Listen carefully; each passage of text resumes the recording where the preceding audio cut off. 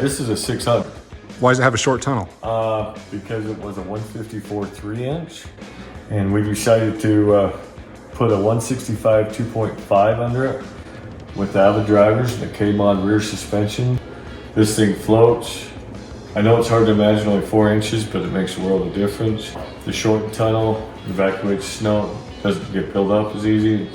KMOD suspension loses almost 20 pounds. 20 pounds off of from... Almost 20 pounds off of the stock Skidoo skid. How does it pull that much weight out? Like, where is all that weight? Mainly the shafts and everything are all steel on the Skidoo, plus the shocks, and then the torsion springs. You go with KMOD, so is that like a Himalaya thing? Everything you're doing is geared toward switching over to KMOD? We like the KMOD, we like the adjustability. We do the Fox upgrade on it. So you have high speed, low speed, and rebound adjustability on your shocks. The KMOD also has the lockout blocks. If you want to change how it locks out, how quick the bumper hits. This one has the straight, no K motion in it. We were going to put a turbo on it. Having troubles finding the turbo kit, so we're going to go back to the K motion, which is this. So it will have 7 degrees of rotation, where the Skidoo I think is 12. So it locks out a little bit sooner. You can get your edge. Where does that part go? This part goes right here. So this part will take the place of this part right here. So let me ask you this. If you don't like T-motion, why do you like this? The K-motion, because it's 5 degrees less, so it locks sooner, and it holds the edge a little bit better, and you can still lock it out when you want. Rails are also a lot stronger. We don't bend KMOD rails, where Skidoo rails tend to bend quite easily. Where do you see the Skidoo rails bending? From here back. We just had one come in that was totally destroyed from back here because he landed on his tail end. We also changed the location points on the suspension. It's changed so that, and more adjustability, keeps the front end planted. It doesn't do the goalpost or the fishtail walk, so you can control it better. It's lower on the front end, still very maneuverable, but not, you know, re-entries are cool if you're good or want to do re-entries all day, but if you want to ride in the trees in the deep snow, you don't want your skis just lifting 4 feet high. So if you want the weight benefit of the KMOD, but you like the way a Skidoo handles, like that goalpost tail walk that you're talking about, can you mount it so it still does that? We can make it so it's similar, but not as much. We can make them come up a foot to 2 feet by adjusting where you mount the location, where you have the lockouts, and where you have your shock set. You can make it come up and be very playful, or you can make it settle down and drive forward. The nice thing about the KMOD is also the way it approaches the snow. Get on a Skidoo, and it always seems like if you're in anything deep, going uphill, you have to have a ski pull or you're stuck. So with the KMOD, you can just drive forward, stop, take off again without having to trench or punch it and wheelie out of a big deep trench. If you look at the trenches side by side, the KMOD is half of the Skidoo, what the Skidoo puts at the stock Skidoo. So do you guys prefer the 2.5 track over the 3-inch track? We do. A lot of people, it's an argument, ongoing argument with everybody.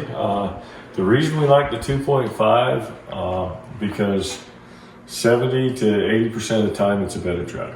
There's times the 3-inch is better. We believe the 2.5 works better all around every day that you ride. Deep powder days with a good base, the 3-inch might work a little bit better, but it shovels so much snow, especially when it was a 154. With the 165 2.5, you don't get the heat going down the trail. Doesn't blow paddles off down the trail. It doesn't dig a hole in a deep trench. It just floats a lot better. The 850 with the short tunnel runs about 40 degrees hotter with the expert tunnel, the shortened tunnel. The 600 really doesn't change a lot just because it's a 600, not producing that kind of horsepower. But we have noticed the 850 does. If you can run in the 140s, you'll be lucky up the trail. Most time it's close to 150, pull off at 160 and start cooling. Standard tunnel length runs about 110 to 115. Same trail, side by side, same speed. We do go to the we take the stock Skidoo ice scratchers off their suspension and put on these. They work really good. You don't bend them by backing up. The Avid drivers, as you can see, won't skip, won't wear out. You can run the track at good spec without fear of most suspensions. As they collapse, the track tightens, limits the suspension and how it works. So it changes the whole progressive nature. With the Avid drivers, you can run it loose enough that by the time it's fully compressed, it's still not over tight. And then are you changing the front end too? The front end we are changing. We haven't put this spindle update kit on this one yet, but it's coming on or getting put on. So on most of your Himalayas, you put the expert spindle. The expert spindle, yeah. Okay. We tested with them. They do work. They do improve some of the things that the reason they're used them on the expert. Also put the Fox upgraded shocks on them. We do get these from Kevin at KMOD for the simple fact that he revalves them a little bit different for us. And then we're also trying the different clickers. Instead of the 3-click position, we have a set we're testing with the 15-click. Why are you looking for more tunability in the clickers? What are you seeing in these? With the 3-clicker system and the way they come, if you set it up for the trail, so the person that riding it is comfortable on the small chatter bumps, the bigger bumps, when they get on the side hills, they tend to be a little too stiff and too quick for when you're on edge and you hit a bump or cross an old track or hit a rock or a log or whatever you may hit. With the standard position that you'd have set up for the trails, you get kicked down the hill. It doesn't absorb it as nice. So with a little bit of revalving and a little bit more fine tuning in it, we can adjust it so it's good on bumps, it's good on high speed, but we can run less preload on the spring. And so when you're side hilling on edge and you hit something, it just absorbs it. It doesn't spring you down the hill and kick you. The other thing we've been doing is testing with each individual rider, sway bar hooked or not hooked. Some people prefer the sway bar and some don't. I have been riding without the sway bar for a while, and I really like no sway bar. Yes, you have to go slower down the trail, but with 2.5 and 3-inch tracks, I mean, 45, 50s, still pretty good pace on our trails. So with these QS3 shocks, like as we understand it, each position is about 7 clicks of the old manual, I guess the old clicker shock. So about 21, 22 clicks total. Correct. So by going away from 3 clicks back to the regular clickers, now we've got so much more bigger adjustability. range. We can control how fast, how slow, how soft, how hard. Soft is fast, hard is slow. So with that many more adjustability, we can fine tune it a little bit better for the individual rider.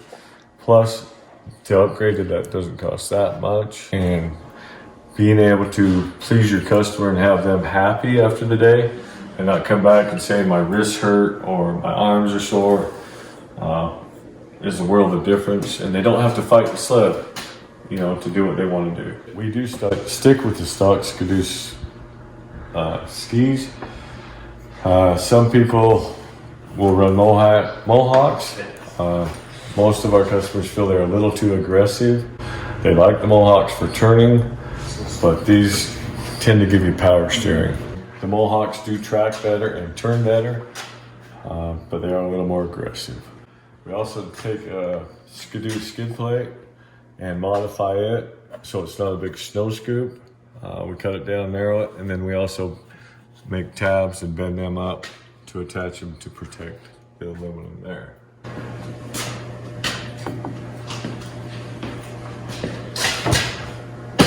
So the expert seat is available as an option also.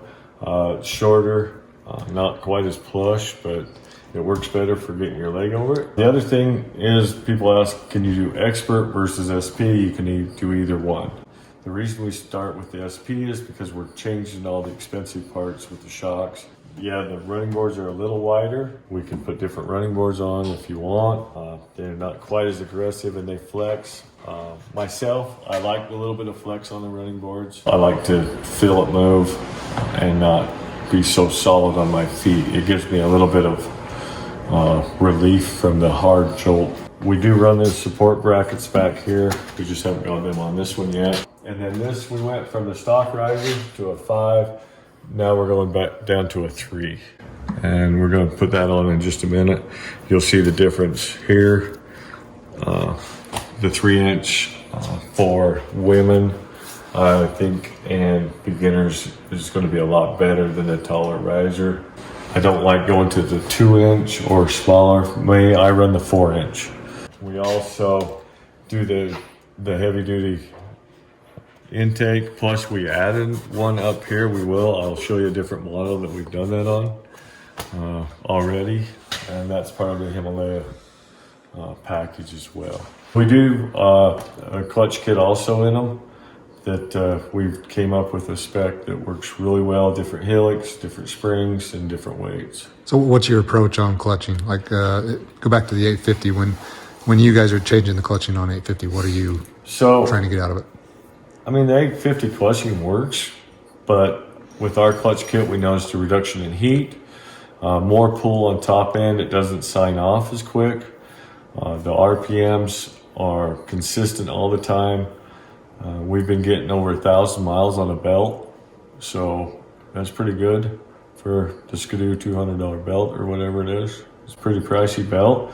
If you maintain your clutches and take care of them when you're up in the deep stuff, as far as not overheating them, the belts will last a long time with our clutch kit. They don't slip.